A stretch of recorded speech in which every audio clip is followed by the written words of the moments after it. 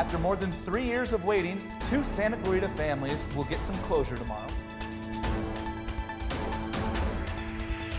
This week, the Cougars will return home to face off against Grossmont at 7 p.m. at Cougar Stadium. But as COC students may have noticed in the Honor Grove earlier this week, develop people who build better tomorrows. This is Kelly Price reporting from Vista Valencia for COC News.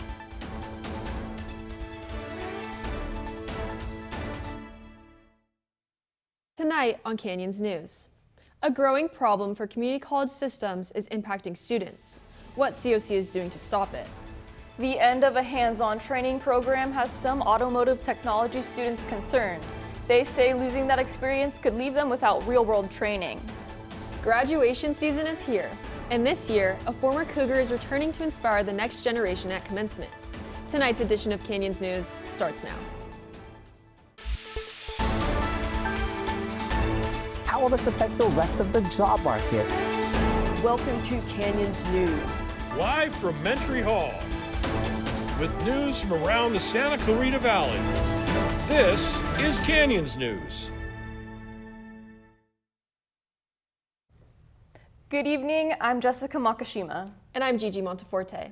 Today is May 27th, 2026. Here's the latest from the Canyons newsroom. As community colleges continue dealing with fraudulent student enrollments, officials at College of the Canyons say fake bot accounts have become a growing concern, impacting online classes, financial aid systems, and access for real students. Leah Pastorio has more. If I didn't get into the classes I got into, and I didn't get the experiences I got, I might not have actually enjoyed my time, and my performance would have struggled. As online learning continues growing, colleges across California are also seeing an increase in fraudulent student accounts enrolling in online courses. College officials say identifying fraudulent accounts has become increasingly important as more students depend on online learning platforms. I mean, the incentive for enrollment fraud is real. The goal is to access financial aid dollars, and so the bad actors are highly motivated and to perfect their craft and try and get seats in classes and apply for financial aid and get those funds. But we're working just as hard to try and stop it. For many students, getting into required classes is already a challenge. Now, colleges are working to prevent fake enrollments from taking up valuable space.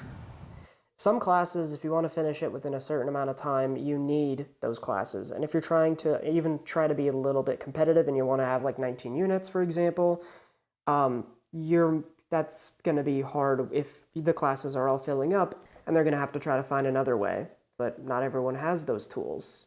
And I think that in a lot of ways it's going to lead to a lot of frustration for those who want to be honest, like most people at COC want to do. I think it's really important to note what a widespread effort this is on the part of multiple departments at the college. So it doesn't just fall on one office or the other.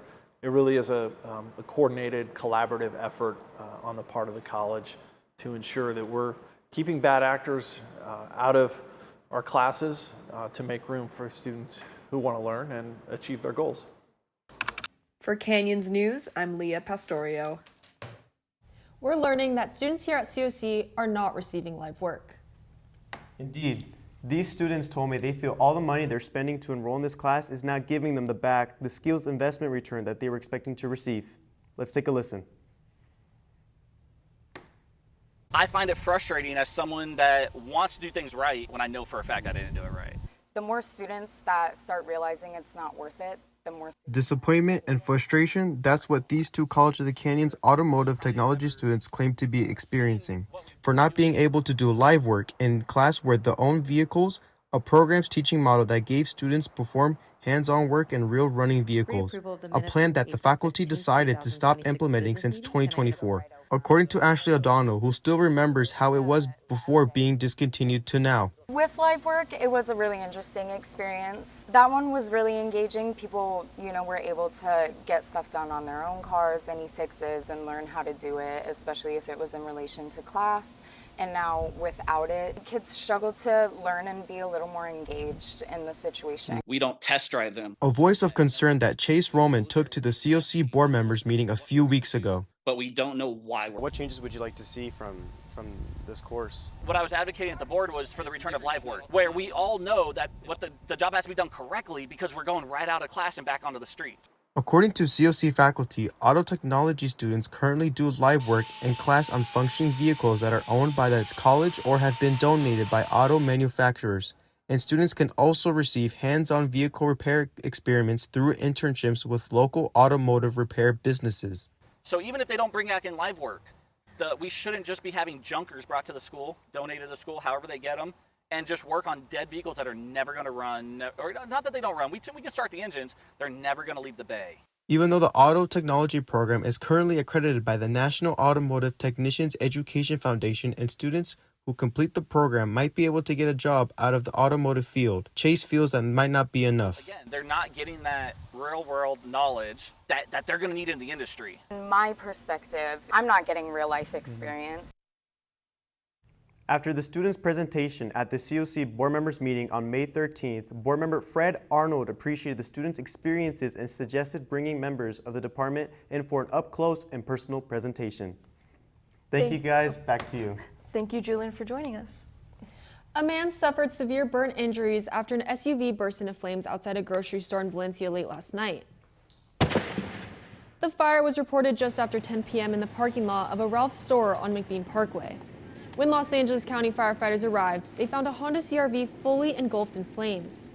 Witnesses at the scene said a man had also caught fire near the vehicle, prompting nearby shoppers to rush in and provide aid before paramedics arrived. The victim was transported to a local hospital with severe burns. Officials have not released his condition. The cause of the fire remains under investigation.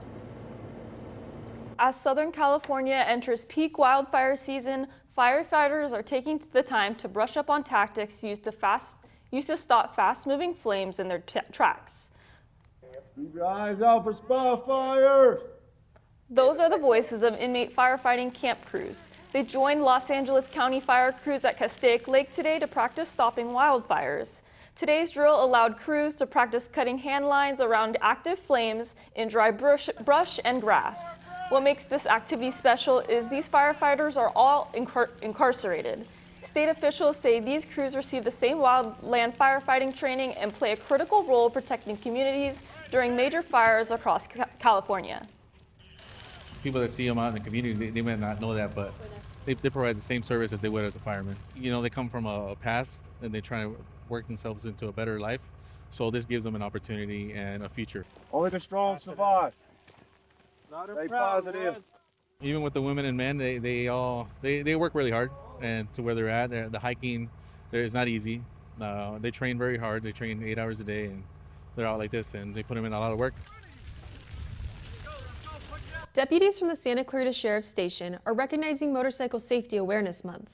The department will be conducting a motorcycle safety enforcement operation tomorrow. The campaign will be from 5 a.m. to 3 p.m. around the city. Deputies say the focus will be on violations by drivers and motorcyclists, including speeding, unsafe lane changes, improper turning, and right-of-way violations. Officials provided some safety reminders for drivers and motorcyclists. Reminders to check blind spots twice, wear proper safety gear, and signal lane changes. Every emergency begins with a call for help, but behind every response is someone trained to act under pressure. Reporter Nicholas Hernandez has more on a program giving students hands-on experience.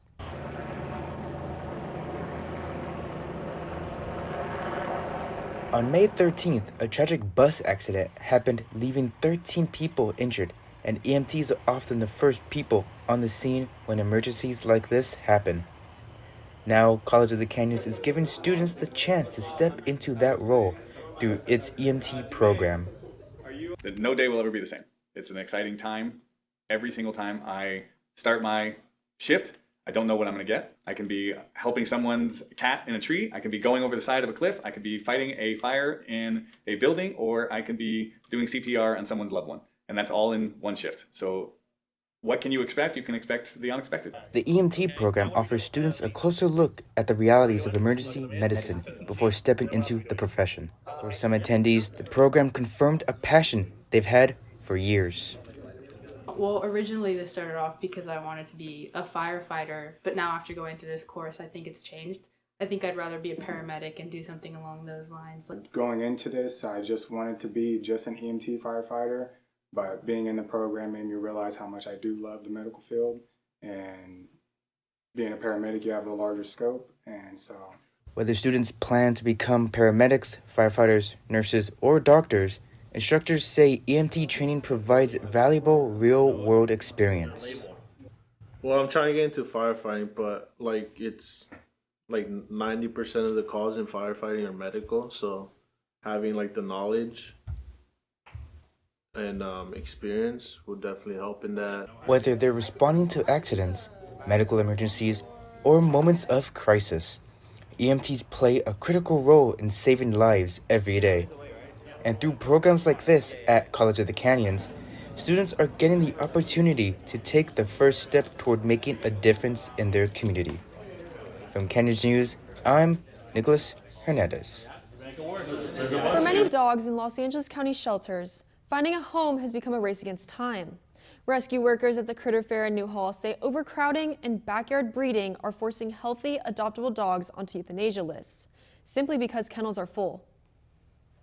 Look at you. Look at this face. Look at you. I want you. Behind the pet adoptions and family fun at Newhall's Critter Fair, rescue workers say there's a heartbreaking reality waiting back at local shelters. Los Angeles County shelters are beyond capacity. Kennels are full, rescue groups are overwhelmed, and healthy dogs are being euthanized simply because there's no more room. Advocates say irresponsible breeding is making the crisis worse. According to Animal Rescues for Change, around 54% of animal shelters report receiving leftover puppies and litters from backyard breeders who are unable to sell them. While shelters continue pleading for adopters and fosters, more dogs keep entering the system every day. One of those dogs is Verona. At just 1 year old, this puppy is already on a euthanasia list because shelters are full. Volunteers describe her as affectionate, playful, and completely adoptable. But advocates say even dogs like Verona are no longer guaranteed a second chance. She's been there longer than some of the others, and we don't have the kennel space. As intake numbers continue climbing, shelters are being forced to make decisions based on space, not behavior. Advocates say the solution starts with accountability, spaying and neutering pets, ending backyard breeding, and choosing adoption over shopping for dogs. Spay and neuter pets, it's such an easy solution. The solution is there. If everybody spayed and neutered and stopped breeding, and buying dogs, but these dogs are wonderful. Volunteers encourage you to adopt, don't shop. You might just find your forever best friend. Adopt, don't shop. I mean, I am very against breeders, and I get the idea that we do need to have some breeding so that we maintain the integrity of all the separate breeds, right? I totally get that. But there's just such an influx of dogs, right? I'm a horse trainer also. I don't believe in breeding horses either, because how many horses go to slaughter every day, right? There's just not a need to bring more animals into the world when there's already so many animals that need a home. Reporting for Canyons News, I'm Gigi Monteforte. Memorial Day weekend has come to a close. The special weekend honors more than 1.3 million American service members who have died in U.S. military conflicts throughout the country's history. Ceremonies like this may only happen once a year, but veterans in Santa Clarita honor the meaning behind it every day. Take a look. The flags, the speeches, God bless our fleet, and the ceremonies of Memorial Day. Although the federal holiday only happens once a year, the loss and sacrifice remains connected to the holiday long after the weekend ends. At Eternal Valley Memorial Park, community members gathered to honor fallen service members and reflect on the personal meaning behind the day. When you're involved in something like Memorial Day celebration here in Santa Clarita. You know, it just stirs your spirit a little bit, just recognizing what we're doing and why Memorial Day is what it is. For Navy veteran Terrell Edwards, the ceremony is often connected to people he still thinks about years after their service. I have some friends that I've lost along the way, and you know, it's good to just stop and give what you can, give your time to just remember this day and remember the fallen soldiers. Edwards was not the only veteran reflecting on personal loss during the ceremony. Speakers like former Congressman Mike Garcia shared memories of the people he served beside and the sacrifices that still stay with them years later. I've lost 16 close friends to mishaps and incidents while they were on active duty. It's a really special honor to see so many folks, 1,000 people come out and love on those who made the ultimate sacrifice for our country. Garcia says remembering those sacrifices is important not only for veterans and families, but for entire communities. Let freedom ring. We have to remember them, not only as human beings who had families, who had parents, who had brothers and sisters and kids, pay tribute to them, but also remember the why they fought. As the nation marks its 250th anniversary in 2026, thousands of Americans in Santa Clarita reflected on the sacrifices tied to generations of American military service. History is a prologue of the future, meaning if you don't know the history and you don't remember the history, it's bound to repeat itself. From Eternal Valley in Santa Clarita, this is Jessica Makashima. Coming up next on Canyons News, reporter Nevin Herndon takes us to COC's valedictorians commencement ceremony, honoring over 30 graduating students. One local video store is keeping movie magic alive. Tonight, meet the people behind Video Depot and how they're keeping that message alive for a new generation of movie lovers. Stay tuned, Canyons News will return after this break.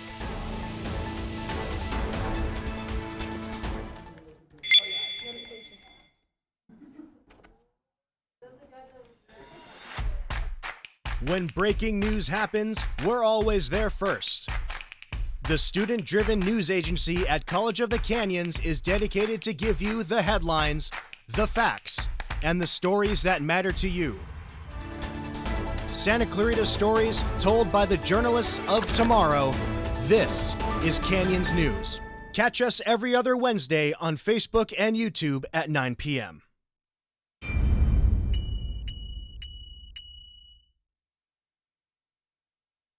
Welcome back. So we're hearing that it's graduation season. Nevin, can you tell us more about this exciting time of the year? Of course. College of the Canyons recognized its top performing students who achieved a perfect 4.0 GPA across all degree applicable coursework. This year, they honored one of the largest classes in the school's history. Being recognized as valedictorian is not only a reflection of intelligence, but it reflects consistency, resilience, and the decision to keep going even during those difficult moments. It was a perfect day at the valedictorian recognition ceremony last Friday. Students and their guests gathered at the Cougar Den to celebrate this wonderful achievement. For this year, we have a total of 125 valedictorians, which is probably the biggest that we've had yet. Having even a single B will stop you from achieving a 4.0. To be one of these students required a lot of dedication and commitment. Continue to seek opportunities to grow, to serve, and to make positive difference in others' lives. My major is business admin and economics. I'd say believe in your potential. If you want it, just do it. The College of the Canyons gave me something incredibly valuable, space to discover who I was becoming. I'm majoring in business econ and COC, and I believe that as an international student, the ISP, which is an international student program, support a lot, and it reached me to the success in the COC. We look forward to seeing everything that you will accomplish in the future. Congratulations to our graduates. Thank you.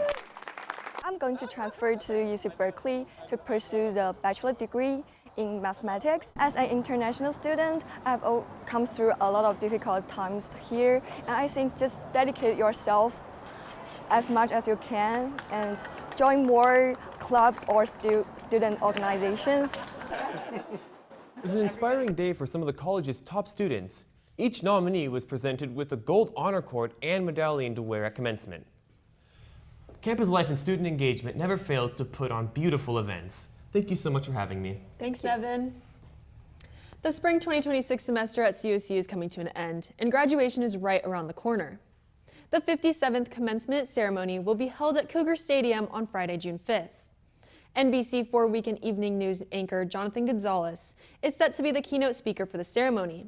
COC is expecting almost 2,300 graduates representing 116 majors. The oldest graduate is 75 years old, while the youngest graduates are 17. Gates will open at 5 p.m. and the ceremony will begin at 6. Wagging tails, hopeful eyes, and a lot of second chances. One local event brought together rescue animals, human adopters, and a happy ending. Reporter Deborah Morth takes us there. At this year's Critter Fair in Hart Park, rescue animals and hopeful adopters spent the day searching for something simple, the right match. Among the groups at the event was Sunny Day Acres, a rescue and sanctuary in Agua Dulce, caring for more than 100 animals. This little baby's Luna. She's one of our husky mixes for adoption. And we are here at the Critter Fair to get lots of adoptions. Grace says many of the rescue animals are abandoned or surrendered by owners across the Antelope Valley and nearby communities. The majority of ours are dumps. We get a lot out of Lake LA in the desert, Victorville, Apple Valley, and it's trickling down a lot into Santa Clarita now. But beyond the rescue groups and adoptions, local vendors also found ways to support the cause. One of our big main missions is to help give back to cat rescues. Chandra says her company Meet Meet creates cat-themed candles and products while encouraging people to adopt rescue animals. We specifically really focus on cats and cat adoptions. We really believe instead of going and buying a cat to adopt. Grace says even small efforts can help rescue animals find homes. That you could share on Instagram, Facebook, every posting that a shelter rescue that you're fond of, every single one of them, share, because every time I share something, I might reach 1,000 people, you might reach 1,000 more. You just never know. And thanks to Critter Fair, for some rescue pets, the day ended with a new beginning. This is Deborah Morth reporting for Canyons News. Fresh produce and homemade goods drew dozens to a local farmers market. Here's Paul Anderson with more on how the community is supporting small businesses. Today, we're at the Old Town Farmers Market in Newhall. It's been here every Saturday since 2015, but this one is special. Today is our 11-year anniversary, so gosh, 11 years ago. When I took over, I'll tell you right now, we were 8 vendors, and we've just grown. There have been some tough times, but we've gotten through it, and now we have a very large crowd that comes out here every week and supports our farmers. And you know, I'm a customer. About 98% of what I eat in my house comes from our markets, and I've never eaten better in my life. I mean, the food we eat is just top quality, and we go out personally, visit our farms from Northern California to Southern California to the desert. No matter where it is, we will go and visit the farm and see what we bring to Santa Clarita each week. Folks come from all over to shop for everything from produce to meat, seafood, even services.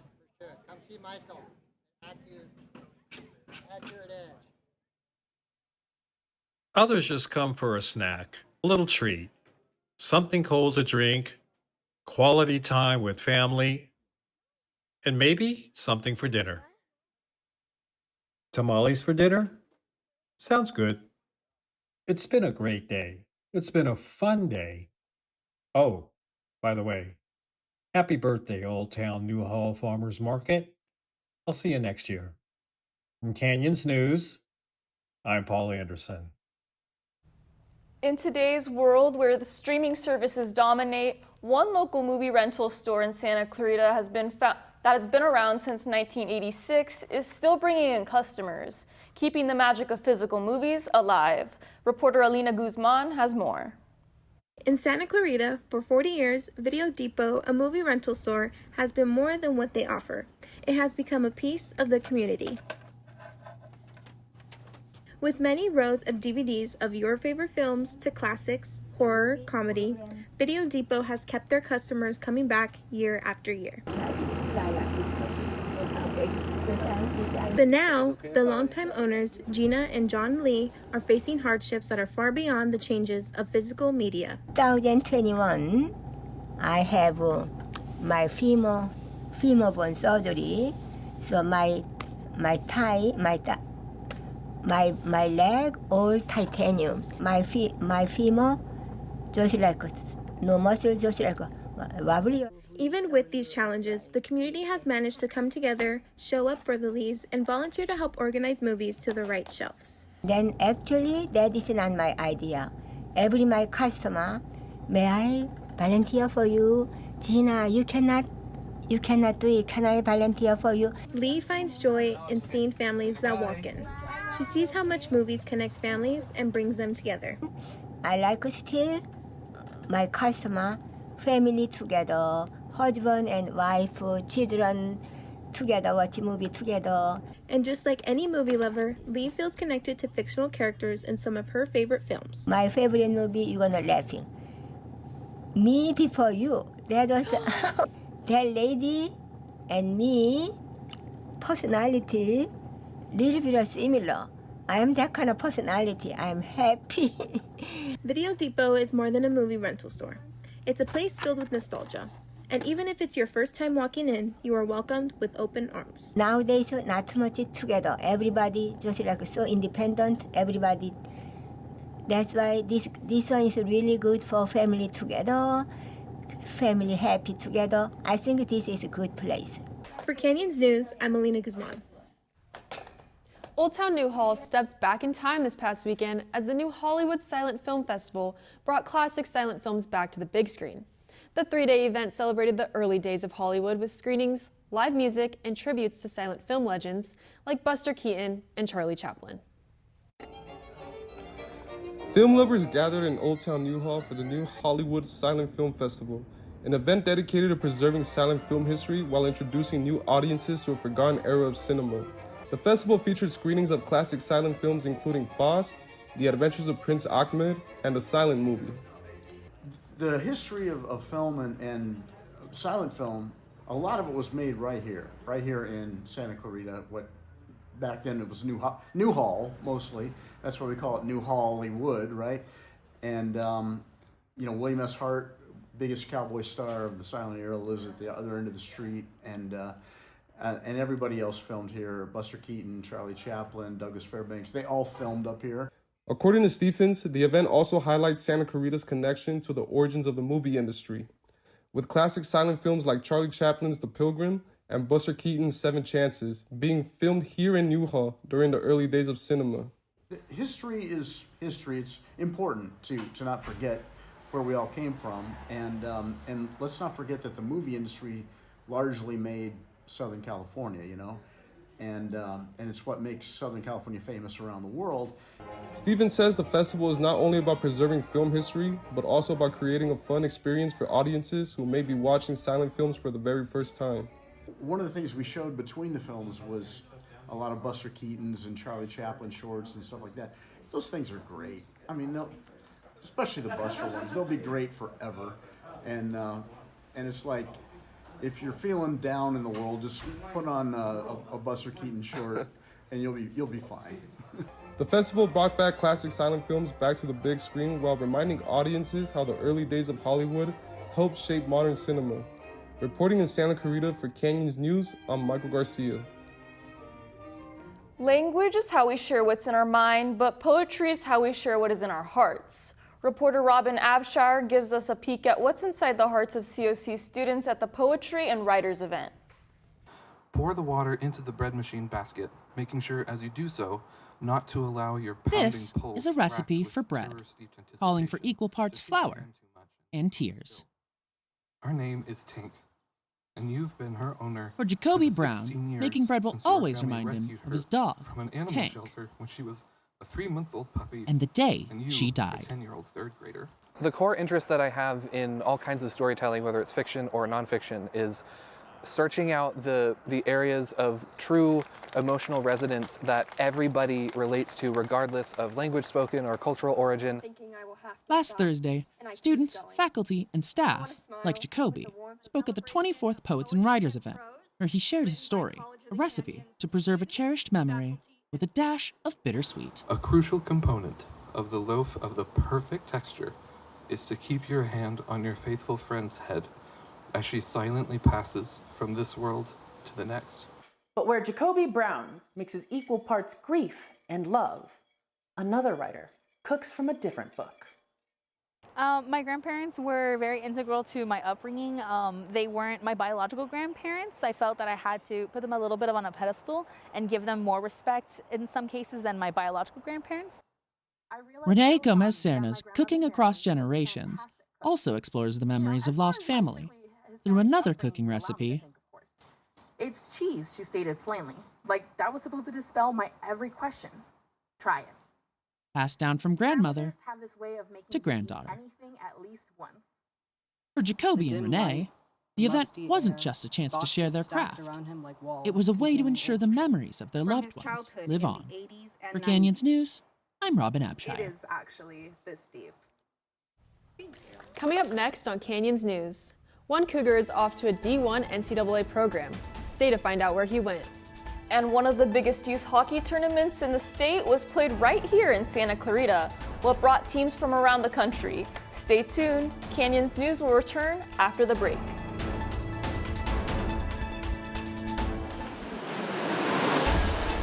In a world full of noise, truth still matters. Most importantly, lives are protected. At Canyons News, we go beyond the headlines. She called 911 when the school didn't act. Bringing you stories that reflect the heart of Santa Clarita. But until the influence of a city like Los Angeles. And the voices of College of the Canyons. When fires erupt, we're there. When guns are drawn, we're there. Honest, dependable, critical. See your community through the lens of balanced journalism. Canyons News, where your story meets the truth.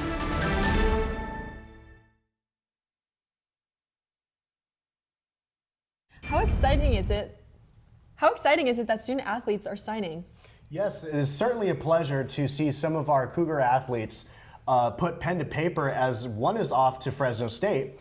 Cougars right fielder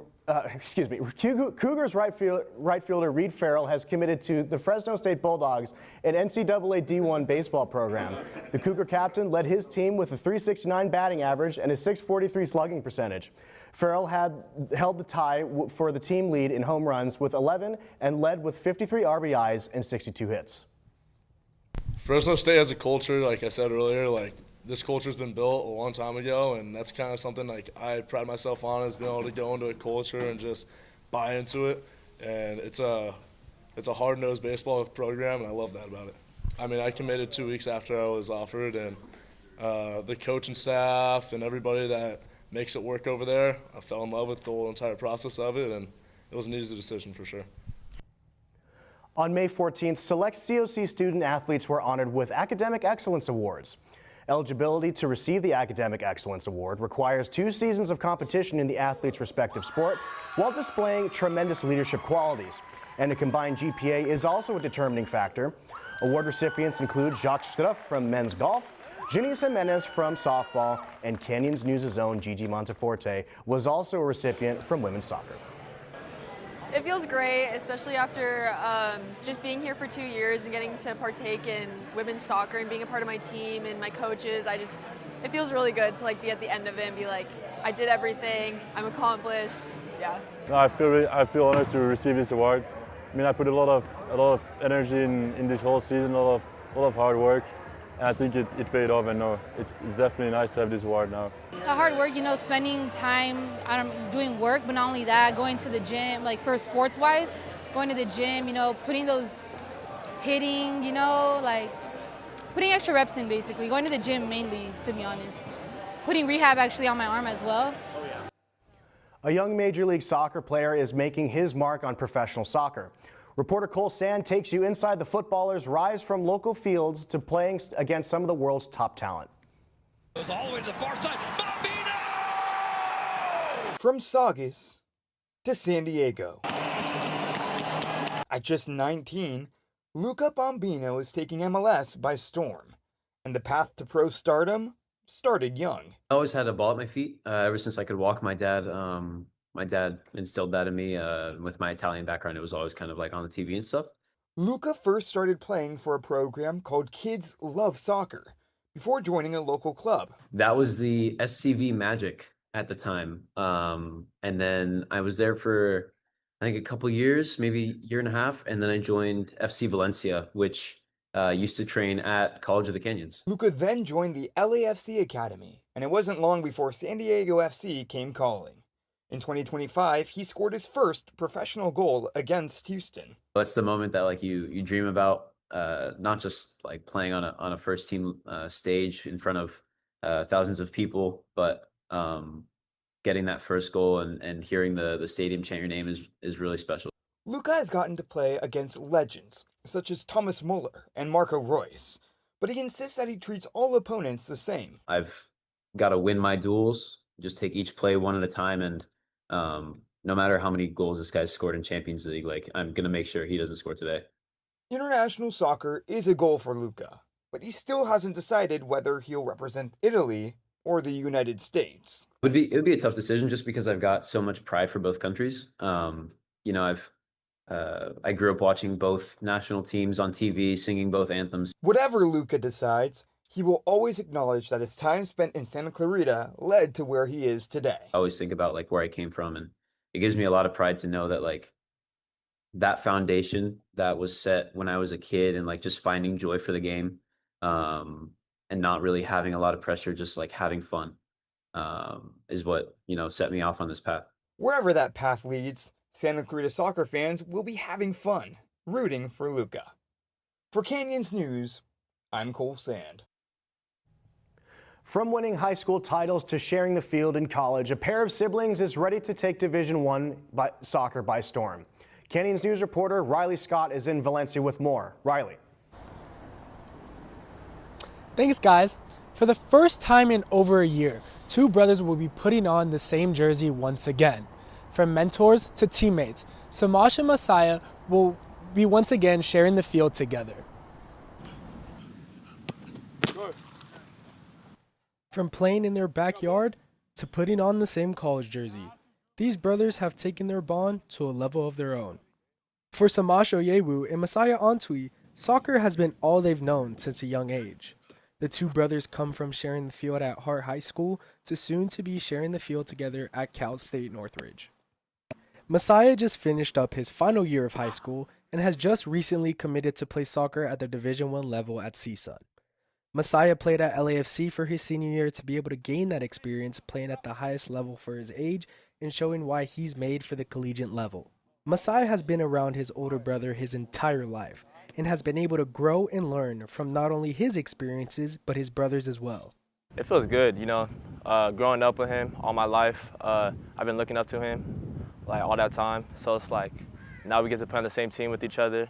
I'm excited and can't wait to get started. Older brother Samaj just wrapped up his first year at CSUN, where he unfortunately dealt with injuries throughout the season, but was able to battle through them and find some playing time as a freshman defender at the school.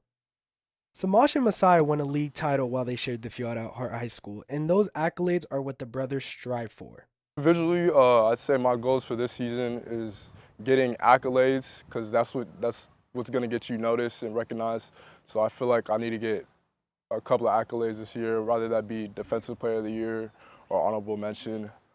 That's something that I really want. Samaj has loved every second of watching his younger brother grow up to be the player and person that he is, and has taken full responsibility of being his mentor throughout his career. And, being that role model for him is just something that I've always wanted, and now that I'm doing it, and him falling into my footsteps is just a good thing, and I'm happy about it. So yeah. It's been over a year since the two put on the same jersey, but this upcoming fall, that streak will come to an end, as they hope to win a title during their time together at Cal State Northridge. Canyon News. Samash will be entering his sophomore season at the school. He played 9 games for the Matadors during his freshman year. The CSUN men's soccer team finished this last season with a record of 6 wins, 6 losses, and 6 ties. Though the brothers don't share the same last name, what they do share is the same mentality of wanting to bring CSUN their first national championship in the Division I level. I'm Riley Scott, reporting to you from Canyons News. Back to you guys in the studio. Thanks, Riley. Around Memorial Day weekend, the city of Santa Clarita hosts one of the biggest youth sporting tournaments of the year. With teams coming in as far as Colorado, we turn to the Cube for the 5th annual Spring Hockey Cup. This past weekend, the biggest hockey tournament of the year for youth programs was played at the Cube in Valencia. The Spring Hockey Cup tournament is a multi-division tournament played across various age groups, and it's only getting bigger. This year we have 59 teams across 11 divisions. Everyone's competing to win a cup, a banner, and some medals for each player. As soon as the Cube opened, we wanted to start hosting some tournaments and getting travel hockey games here. We have run this tournament as the Spring Hockey Cup for 2 years, but a memorial tournament for 5 years. Every year it's grown more and more, and this is our biggest tournament ever.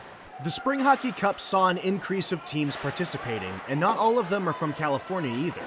So we have teams from 4 states: California, Nevada, Utah, and Colorado. As the popular multi-day tournament continues to grow, the hope moving forward is to grow the game and give the kids a chance to grow not just as players, but as people. Hockey growth in California has been great. It started probably really exploding in the 90s when Wayne Gretzky came to the Kings, and then again when the LA Kings won their 2 Stanley Cups. And since then, there's been a pretty consistent growth of youth hockey. It's expanding. There's new rinks being built all over the state and more clubs coming to all the hockey tournaments. So it's been great for the growth. But I think the thing the players get the most out of is that camaraderie, the life lessons they learn through playing, the friendships they make on the team. So it's really a developmental for the players overall, and that's what I like to see most. From ice level at the Cube, for Canyons News, I'm Christian Sukic. Staying active can be a challenge for some older adults, but this local co-ed sports league is a home run for this group of athletes. Reporter Terry Collier has the story. Get this party started. Is it ever too late to get started? I said, I haven't played in so many years. And I thought my playing days were over. As New York Yankees manager Yogi Berra once said, it ain't over till it's over. He's at it. The local diamond at Central Park in Santa Clarita is home to many sports teams. But for the 55 and older senior adult league, it isn't just about winning games. But let me tell you, it ignited something in me. There's a twinkle in my eye that I haven't had since I was a child. And I tell my family, my friends all the time, this is the closest thing that I've ever done after reaching over 55 years of age, that I feel like a kid again. 78-year-old Janie, who's been playing with the league for several years, feels the same. Because you get your exercise, if you sit there and watch that box, you're going to get old. So it keeps your body limber and everything else.